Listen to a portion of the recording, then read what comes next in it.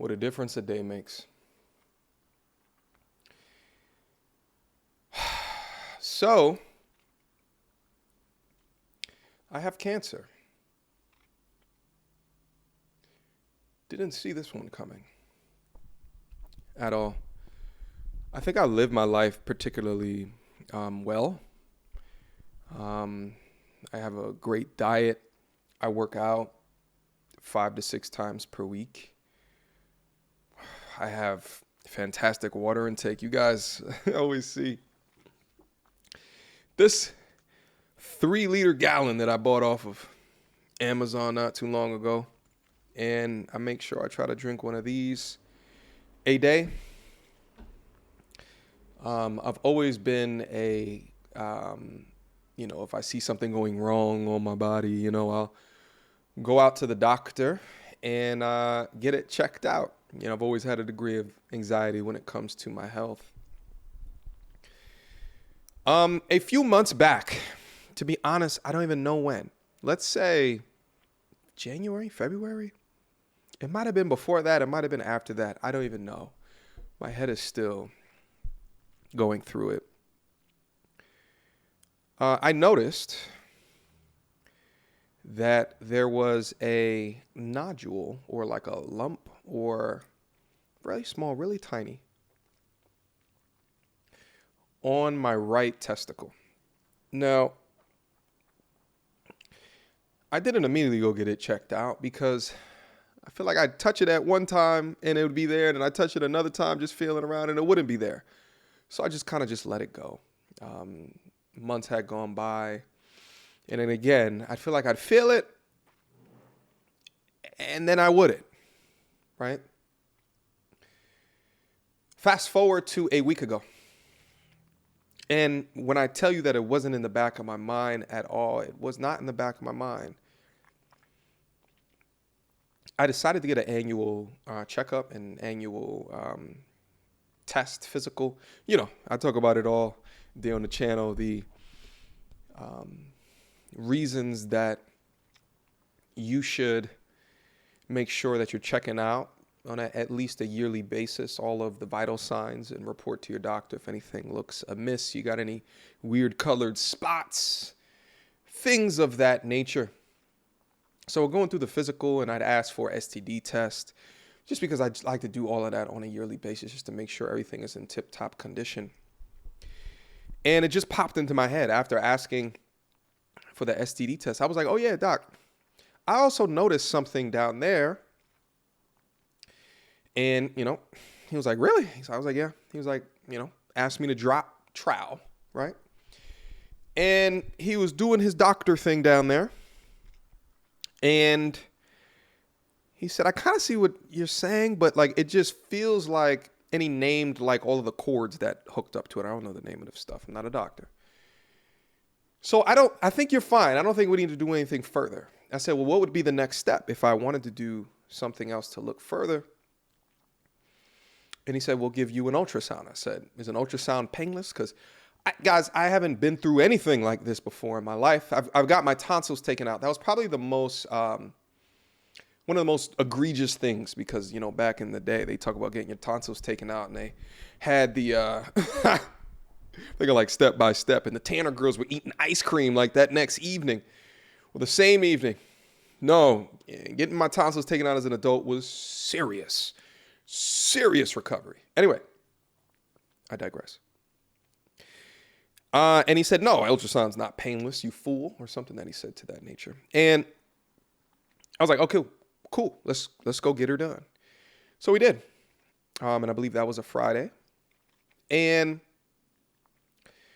on Monday, the results came back. I remember I was actually recording a video.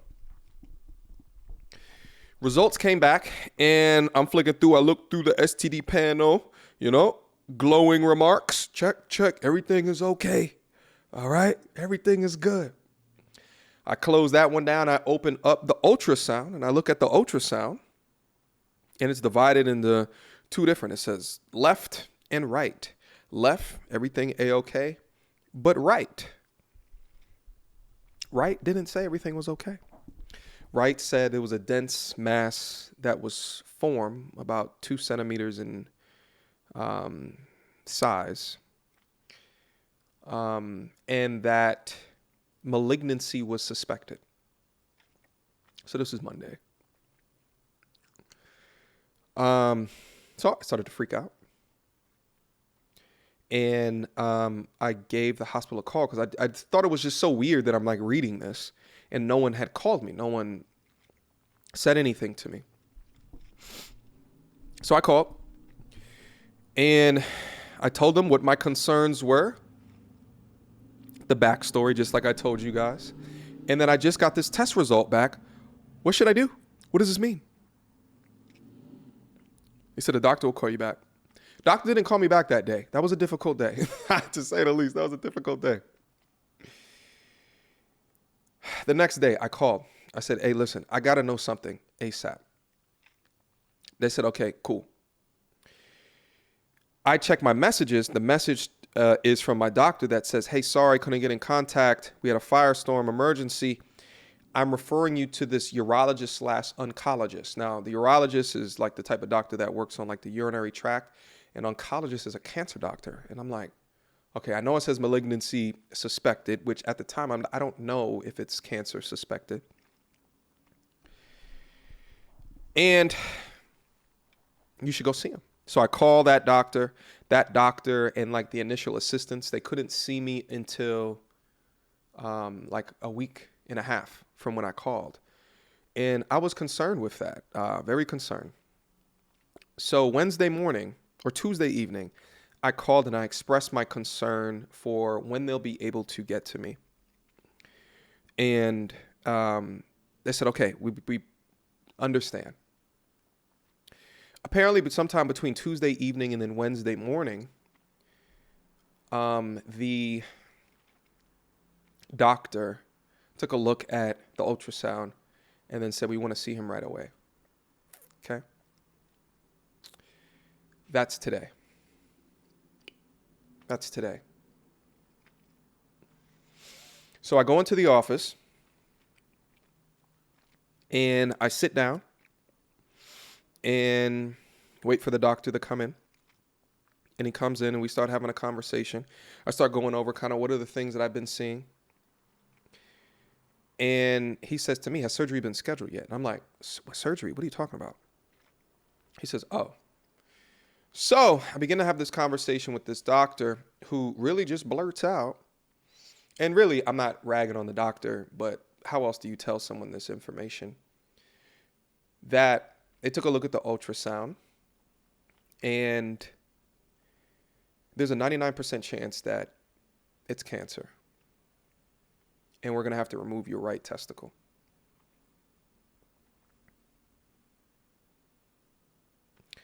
This was about 4 hours ago. You know, you never really prepare yourself to hear information like that. You know, there's not like a course. There's not a class. There's not a book. Because as much as you hear it happening to other people, it still doesn't prepare you for when it happens to you.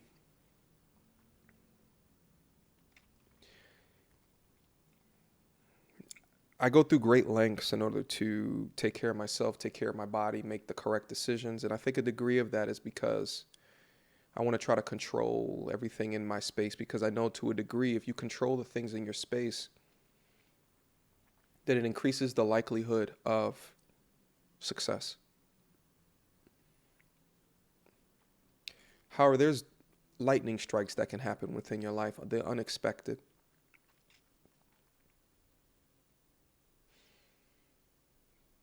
And there's no amount of control that you can exert over that. You have to receive the information and take the next steps forward.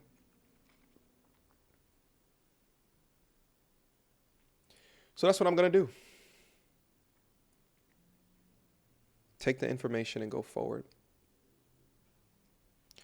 So, surgery is scheduled tomorrow.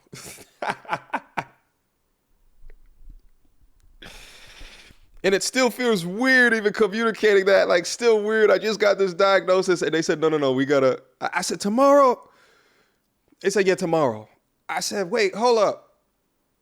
Let me think about this real quick. No, it's gotta come out. Apparently the mantra in these situations is cut first, ask questions later.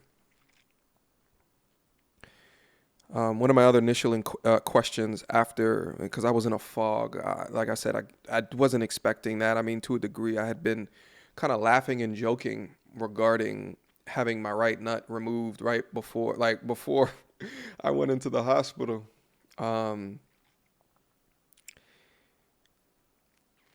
But one of the questions that I ask is how much different is my life going to be into the future? If I still have the opportunity to have kids. And my understanding is that I will be if I want to have kids into the future. And it's kind of like your kidneys. You remove one and the other one kind of compensates.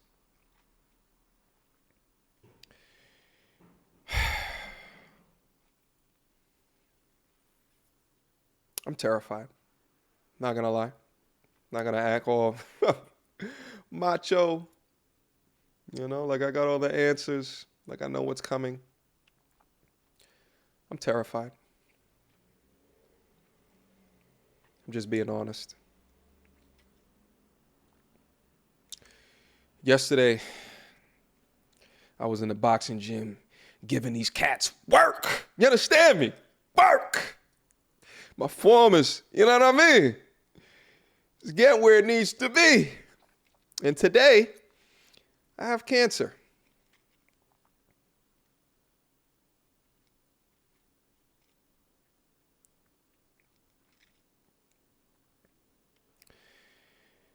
So here's the thing.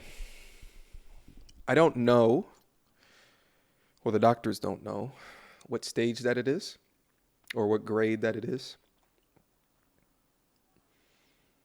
until they go in and then they do a biopsy on the mass. I don't know if it has spread, but we'll find out more information as time passes.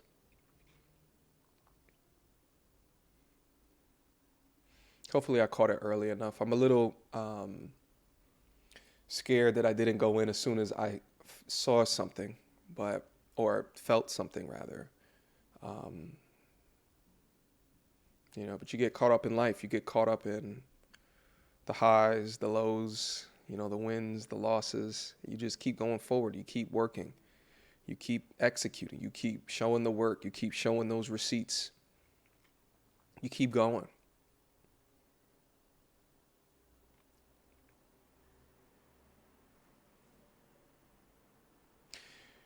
So, it's going to be tomorrow.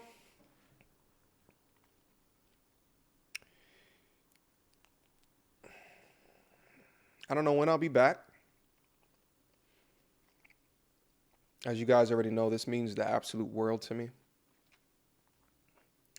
The amount of people that reach out to me, specifically young men, it comes from women as well, that have told me that I've changed their life. It humbles me. It really humbles me. I'd like to come back as soon as possible, to be honest with you, but I do think that I need to take some time. I think that I need to take some time for myself just to recover. The last thing that I want to say is something that I kind of alluded to a second ago, and it's do your checkups. Do your checkups. Don't take anything for granted. Make sure that you have insurance. I have insurance. Make sure that you have insurance. Make sure that you have emergency funds, because you just never know. Sure, you talked to me yesterday, and I'm in the absolute prime of my life. The prime of my life. Blessed. Blessed because everything seems to be going right. Everything. Couldn't have predicted this one. at all.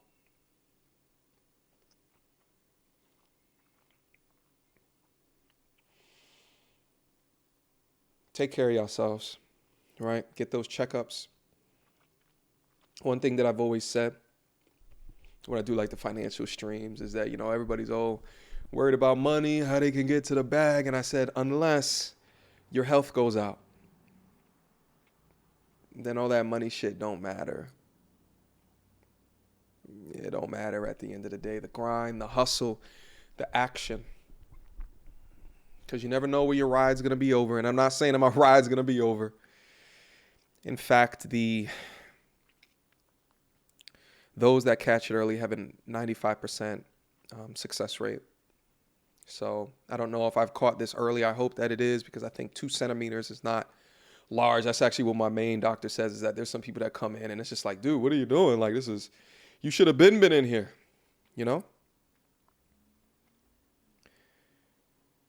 So pray for me. And I'll see you guys soon.